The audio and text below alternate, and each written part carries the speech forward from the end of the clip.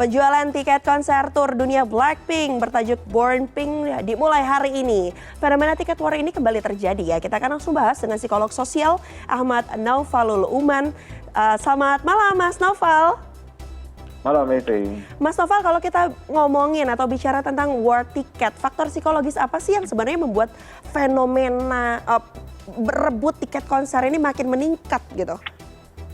Ya, ini sebenarnya keinget sedikit nih waktu 2012-10 waktu tiket itu dilakukan masih offline deh sebelum era internet ini. Itu waktu SM Town World Tour ketiga dan itu dijual di Ballroom Sands restoran Mangga 2 kalau nggak salah. Itu udah antri berjam-jam, yang ini udah habis semua. Pas sampai di sana itu cuma tinggal sisa VIP yang 2,5 juta.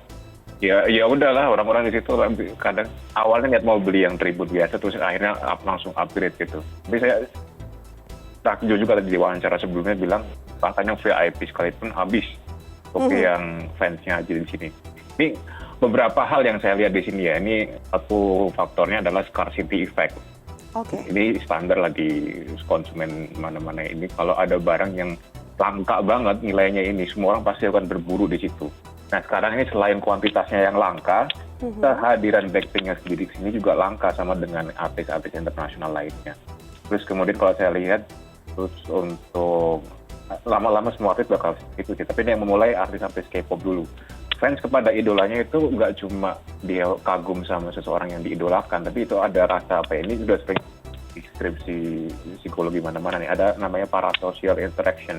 Ada rasa mereka itu adalah teman-teman kita gitu yang biasa kita tonton, biasa nemenin kita waktu jam makan siang, waktu nemenin kita lagi malam minggu sepi, terus tiba-tiba mereka datang nih ya, orang LDR ketemuan, itu rasanya pengen ketemu itu luar biasa banget. Jadi war ticket itu bukan sekedar konsumsi doang, tapi ada kedekatan emosional juga di situ. Ini suatu hal yang cukup baru dalam hal perkonseran juga ya, saya rasa menarik sekali. Oke, tadi kan sempat juga ya disebut oleh Mas Naufal membandingkan dengan saat dulu gitu ya, saat semuanya belum serba online, harus antri dulu berjam-jam gitu. Nah, ada nggak sih Mas sebenarnya dampak psikologis yang kemudian menimbulkan perbedaan jika kita bandingkan yang online sama yang offline zaman dulu gitu? Ada perbedaan signifikan nggak sih Mas? Perbedaannya saya rasa bukan masalah war ticketnya ya, tapi kalau war ticketnya sih dulu juga sudah ada, cuma beda medium aja sekarang. Yang beda itu motivasi di belakangnya, kayak misalnya pertama shifting demografi. Kalau kita bicara khusus K-pop dulu nih, zaman dulu yang demografi yang suka K-pop ini masih agak dewasa ke atas, karena itu yang punya akses internet, yang tahu K-pop di luar media mainstream. Karena itu masih niche market kan, belum masuk mainstream media. Sekarang justru lebih banyak anak-anak mudanya karena internet juga accessible juga. Karena apa itu devotionnya sama, kalau dulu tuh isunya orang nabung terus beli. Sekarang itu minta izin orang tua, terus ya inilah demografi. Terus yang kedua, perbedaannya itu adalah ini, kalau sekarang itu kan kita dukung idol K-pop itu gak cuma sekedar kita menikmati atau kagum sama performance-nya. Nah, kalau di fanbase-nya K-pop ini, kita tuh berasa kayak lagi dukung tim sepak bola kesayangan loh. Misalnya kan mereka itu masuk top chart atau jadi favorit artis di kita voting di berbagai macam event-event itu. Jadi kita tuh udah ngedukung mereka segitunya. Dan ketika datang konser ke sini itu dukungan totalitasnya itu ditunjukin ke situ. Lo fans sejati atau enggak? Kalau fans sejati bakal langsung ada rasa apa ya, compulsion, ada keharusan, kewajiban gue harus banget datang ke sini ini karena pengabdian gue ke idola gue gitu. Nah tapi ya kalau apa namanya, kalau dibandingkan dengan pop zaman dulu, sekarang ini pop ini kalau kita lihat betapa harga tiket ini bikin worth banget. Selain idola sama artisnya juga, kita beli tiketnya sebenarnya kita membeli sebuah super stimuli di situ. Bukan sekedar lihat orang nyanyi terus kita kagum mereka performanya bagus atau enggak. Berlapis-lapis kalau K-pop ini. Pertama kalau musik selera ya. Nah kalau kedua liriknya itu biasanya sangat relatable banget sama kehidupan yang dihadapin pemuda masing-masing sekarang ini. Utamanya kalau Blackpink ini mereka ada eksistensialis gitu. Saya lihat bagaimana seseorang itu bisa rise up di antara keabsurdan atau dunia yang mengabaikan atau menantang orang-orang yang penggemarnya ini. Dia ada rasa apa ya, suportif dari situ tuh.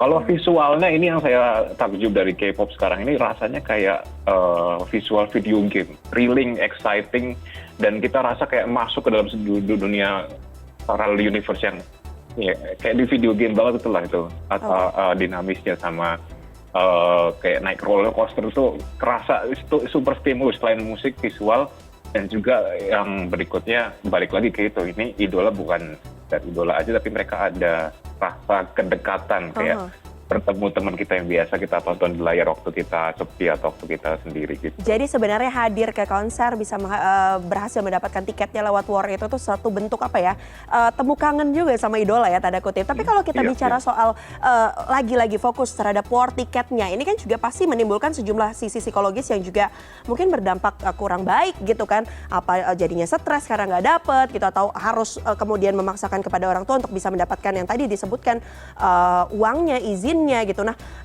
boleh dijabarkan lagi mungkin Mas Naufal dampak-dampak yang harus perlu diwaspadai nih kalau kita melihat terkait dengan fenomena war ticket yang ada dari konser-konser yang berlangsung. Ya, ini perlu kita perlu Kita sadar waspadai. kalau kita sedang membeli sebuah entertainment lah. Paling enak sih emang kalau nggak cuma war ticket aja ya, kalau kita mau membeli sesuatu apapun itu kita nothing tulus aja. Kadang kita itu termakan scarcity effect, efek kelangkaan sampai terasa barang ini kalau nggak dapet sebagian dari hidup gue hilang atau harga diri gue jatuh. Ini mungkin yang perlu dihindari. Kita perlu sadar apa sih sebenarnya yang mau kita beli di sini. Lebih mindful di situ. Sebenarnya kalau saya bisa bilang di sini ya, ini nggak eksklusif ke K-pop aja, kayak kita bertemu idola siapapun. Kalau fenomena lain misalnya ketemu, kalau yang cowok-cowok ini mungkin ketemu sama tim favorit sepak bolanya, kalau lagi datang ke sini MU atau Barca gitu. Kemudian juga pun ketemu politisi, ketemu sama tokoh publik, itu kita rasa kalau nggak datang, nggak hadir, nggak bisa sempat selfie gitu, ada rasa ruginya.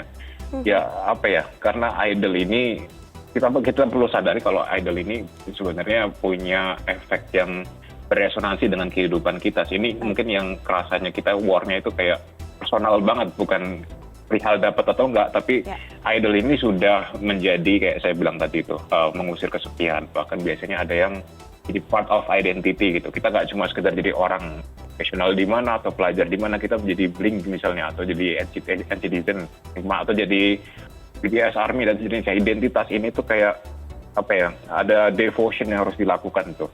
Intinya kita mesti lebih mindful aja sih sebenarnya barangnya itu apa.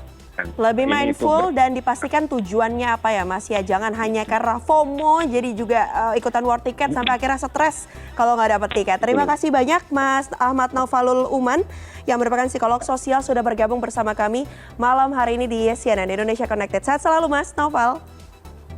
Terima kasih Mas Ray.